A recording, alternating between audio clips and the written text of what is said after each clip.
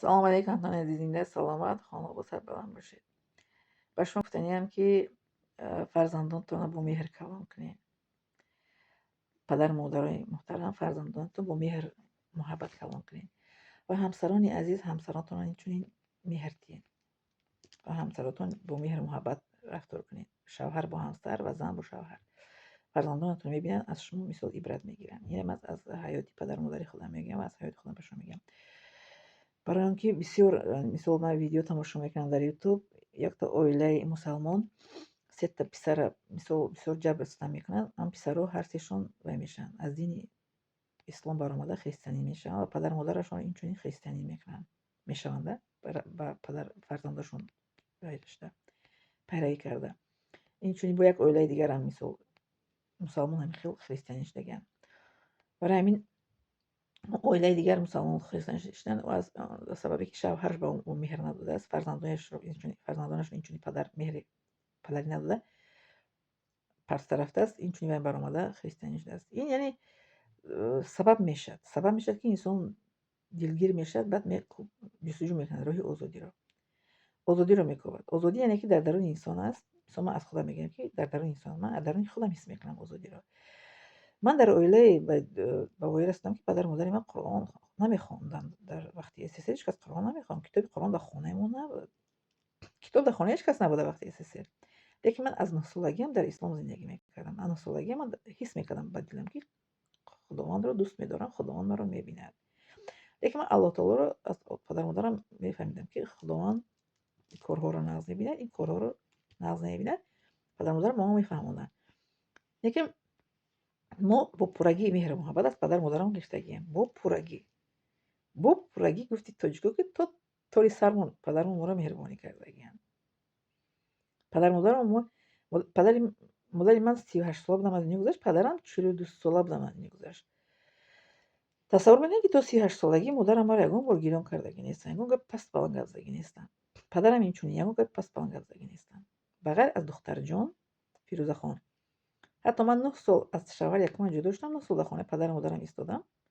یگان مرا نگفتن که تو چرا شوهر نمیکنی، تو چرا از شوهر بر اومدی. یگان با مرا گفتگی نیستن همین گپ پدر مادر من میبینم اویلو رو که این عشوش برو ما بویره کی میگیره و بعد نوشیدیم. پدر مادری من یگان گپی پس با گفتگی نیستن. تو گفتگی نیست چرا تا شوهر بر اومدی، چرا شوهر نمیکنی. برادرام یگان چی نمیگفتن، اپا خواهرم یگان چی نمیگفتن. دایلمون خیلی نیستن. یکی هم همین اپا خواهرم با یک شوهر ایستادگیان، با یک شوهر زندگی کردگیان. اکوم هم میگه با یک همسر. لیکن من نگفتن که تو چرا بر اومدی از شوهرت، تو چرا با شوهر نمیکنی. من 9 سال شوهر نکردم. بله نگفتم. برای به شما میگم که اویله ما نمونه‌ای بودن همه طرفه. کلینامون هم یگان چی نگفتن. کلین داشتیم در خانمون نمیگفتن که فیروزه خان تو چی دیگه شوهر نمیکنی، تو چی به شوهر در بار اومدی. یگان سوال دادگی نیستن. در اویله سوال شخصی ما نمیتیم. نه کلین در قیسنگل نه قیسنگل در کلین. با این کلیم یگان جا رفت نمیشه بزرگ کنم او رو بوهای میکردم پکریوت میکردم میپوشوندم ایشه. مثلا کلیم بزرگ رفتنی میشه. مثلا یگان خریدنی اکم تلفن میکرد گفتم که هازی اکم در مسکو میسو کلیم میگه من بزرگ یک چی برام برای دخترچم خرم هیچ دسته من گفتم خب روی من قدید دخترچه میسم. اکم تلفن میگه کلیم دیگه من گفتم که کلیم چی رفته در کوخنی تمام پختسه با اکم نمیگه فیروز کیم بیویا باور میکنم میسو باور میکنه با همسرشون با ما با گفتم خب اکا جان میرسونم با سلام برسونم با ینگتم. میگم خب بعد میومد میگه که اکاتون تلفن کردن هو چی گفتم در کوخنی بودن. نگفتید ما بزرگ رفتم. گفتم نه ما خیلی ینگمون رو پکریوت میکردیم و میکنیم. اوله ما خیلی اما من یگان جا میسو که میرم پدر مادر من یک خبر میدم خاک راه دور ده میسو چقدر در شوهرش میگه ما بزرگ میسو اکم گفتگی از همسرش که کی خوی بزرگ را یک بار اجازه میده که خوی بزرگ را هر وقت دیگه پرسته نمیشه کو پرسته نمیشه کو اینا با بزرگ میرم با بزرگ را شنقره میری. این خیلی چی میگه قدم به قدم در اویله مو هیچ کس چی نمیکنه پرایکه نمیکردن و نمیکنن. اجازه میدن که هو را و میدونن که اجازه دادگی میسو که میرم کارم بود میکنم میبیام. این باوریه باوری همسر به همسرش باوری میسو من با کلمه باور کردم کلمه با من باور کرد. من با اکم جواب دادم خبر دادم که همسر زن نمیجه اوچش دگیجه که پیش گودک نشتگو اوچش من در کوخنی تمام خستسته.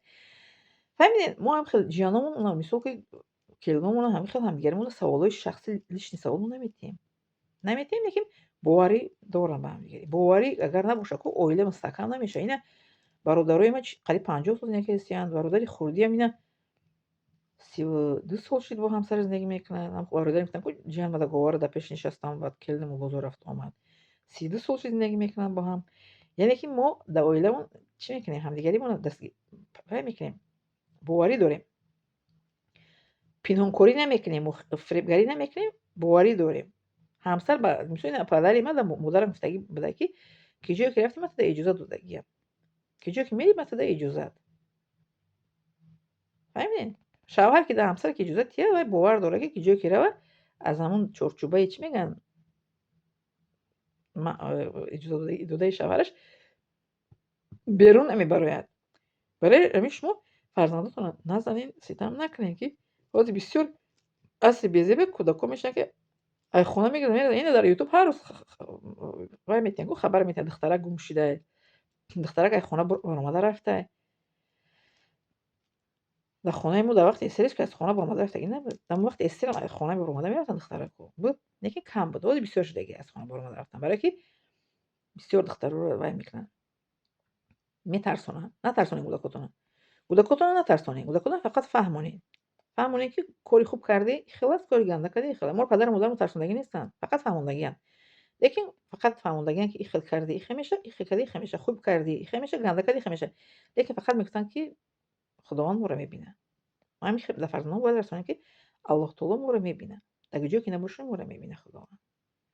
фақат гӯем ки худованд моро мебинад, ба хотири Аллоҳ таоло бояд зиндагӣ кунем. аз худованд бояд мисол ки мо дуо талаб кунем, аз худованд бояд орзу кунем. Аллоҳ таоло моро мешунавад, мефаҳмад ва орзуҳои мо амалӣ мегардад. ҳамин гуна мо метавонем ки мусалмон зиндагӣ кунем, мусалмон аз дунё равем. Фарзандои мо ҳам мисли иншоалло ки диношонро иваз накунанд, мисли ки ҳозир ҳар рӯз дин иваз карда истоданд. Ҳар кас чизе ки мехоҳад шудесте, хоҳем ки фарзандои мо иваз накунанд диншонро, ҳамин гуна бояд рафтор кунем. Бояд назанем, ситам натиҳем, айбҷӯӣ накунем. Келин куҷо рафт, куҷо рафт, бовар бояд кунем. Ба келин, ба духтар, ба модар бояд бовар дошта бошем.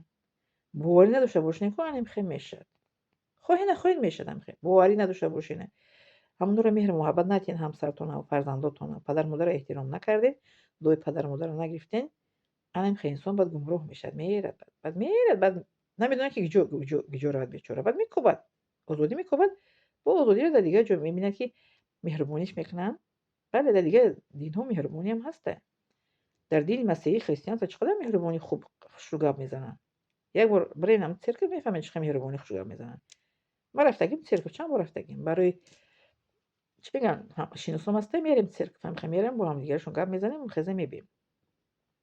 бале, як бор равед, бинед чӣ қадр бо муомалаи хуб рафтор мекунанд. фаҳмидед? фарзандотонро дӯст доред, ҳамсаратонро дӯст доред, эҳтиром кунед. ҳамчун одам, ҳамчун инсон рафтор кунед. ба ном мусалмон зиндагӣ кардан дар кор нест, бо амал, бо ҳаракату бо намуна. фаҳмидед? мо мусалмон гуфтанд қатъи мо мусалмон воқеӣ намешем. Мо амал қатъи бояд нишон диҳем. муомалаи хуб, рафтори хуб, меҳру муҳаббат ба фарзанд, меҳру муҳаббат ба ҳамсар, эҳтироми падару модар, эҳтироми ғайри мусалмонҳо, эҳтироми ҳамсоя. бо муомалаи хуб бояд рафтор кунем бо ҳама. бо мусалмон, ғайри мусалмон бояд ки муомалаи хуб дошта бошем. бале, бояд ки айбҷӯӣ накунем, камолиҷӯӣ накунем. На дар мусалмонҳо, на ғайри мусалмонҳо. касе ки аз дини ислом баромад, айбҷӯӣ накунем, камолиҷӯӣ накунем. касе ки аз дини мисол ки дигарам баромаду мусалмон шуд, инчунин чӣ накунем, камолиҷӯӣ, айбҷӯӣ накунем. ҳеҷ гоҳ мо ҳақ надорем камолиҷӯӣ, айбҷӯӣ карданда. тӯҳмату чӣ мегӯянд, бӯҳтон кардан дар кор нест. касе ки аз ислом баромад, дигар чиза қабул кард, мисол масеҳӣ шуд, зардуштӣ шуд, атеист шуд, кордор бояд нашавем ваёда.